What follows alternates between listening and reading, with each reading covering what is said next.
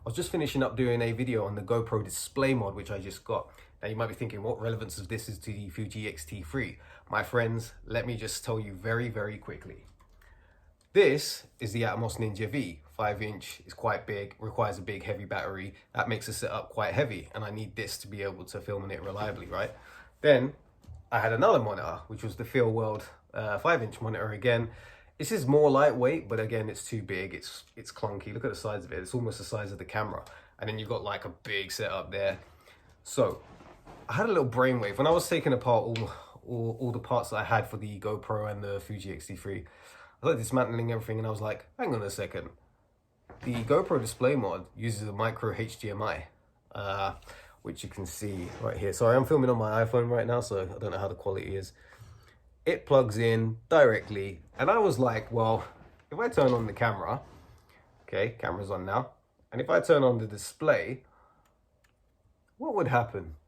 Oh, look, it works perfectly. It literally works. And I was like, mind blown. And I don't know why I was mind blown. Okay, everyone's gonna be saying, oh, it's a monitor, and of course it would work. I thought it was proprietary software built into the display so that it would work with only the GoPro. And it's like the image is slightly stretched. I can display information on it. So if you have a look here, look, I've got the info display on there so I can see my exposure and everything. It's slightly cut off at the top and bottom. This monitor, look how small it is in comparison. Just look, please look. And you might be thinking, well, why would I want a small little monitor like this? If you're a vlogger, you don't really want to have the biggest, heaviest setup. And that was the whole reason why I got into the GoPro setup, was because I wanted to like make my rig smaller and more compact. And I'm sure there's many other people out there as well who don't want to have to upgrade to the Fuji XT4, because then you'll lose out on your nice little screen here, which I have to admit, for photography, this is really nice because you can have it up and down, which you can't really do on the XT4 because you have to like flip it out and it becomes more obvious what you're doing. This is perfect. Doesn't need a battery, and it's lightweight, and you can take it off whenever you want. And I was just like, I don't know, I got really hyped about it. I was so excited. I've been looking for a monitor like this for a very long time. I wanted a monitor that didn't need to be powered externally, could be powered by itself. So the display mod can last for up to about 2 hours. I don't know how long it will last with the XT3. I don't know if there's like some sort of power difference going on in there. There are some limitations, so you can't do F-log here and then send out a external film simulation. You either have to have F-log to F-log or simulation to simulation. That's what I've figured out so far. I haven't fully tested everything yet, so let me just see now. I'm gonna go and try and do 50p and see if that works. Yep, 50p works. So you can do 50p. You do have to change the HDMI signal on here from 4K from camera and going into HD into the monitor, because it doesn't take a 4K signal, which is, you know, I don't care. This small, I'm able to now vlog. I can see myself. I can see if I'm in focus. This is an exciting development. Yeah, I don't know. I'm very excited about it. The one thing I will say is that this isn't like the best setup. What I'm looking to do is get a hot shoe or cold shoe adapter, whatever you call it, you know what I'm talking about, and have a plate that comes out that way. So then I can then mount the display mod, because it's such a short cable. If you can see here, the cable is quite short, so you can't directly mount it onto the hot shoe, which is a shame. I would absolutely love to have been able to do that, but you know, whatever.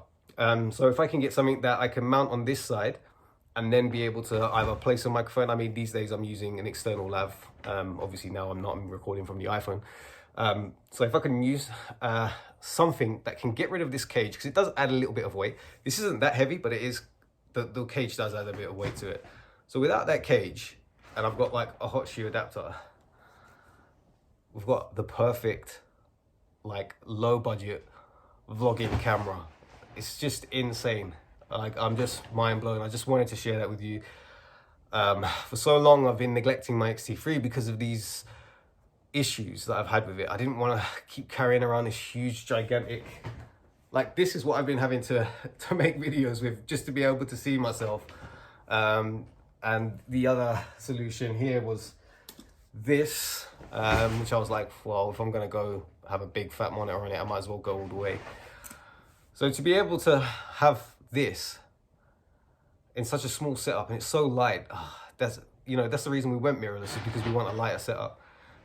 This is just crazy, man. And I know a lot of photographers out there really did not want to upgrade to the XT4 because of the screen, and some of them were, they were a bit annoyed about having to get external monitors and stuff. But this GoPro display, if you spend, I think it's like $5 or $10 on the GoPro subscription, you can get the display mod for like almost half price, which is crazy. And I'm just mind blown. Now, I just spent like 45 minutes talking about the other GoPro video that I just did, and then at the end of it, I was like, well, what if it worked on the XT3? That'd be crazy.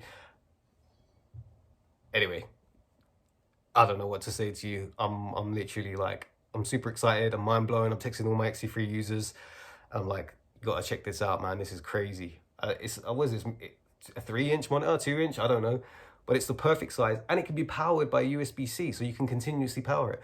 So if you get a handle that's got a built-in battery bank, which I am getting, you can power the monitor. And if the monitor is fully charged and you need to power your camera, you can power your camera as well. So you've got a handle that can power your monitor and your camera, and you can get fully charged to get about 2 hours out of that fully, and this will just keep running as long as the power bank does. So, okay, deep breath. That's all from me. Peace out.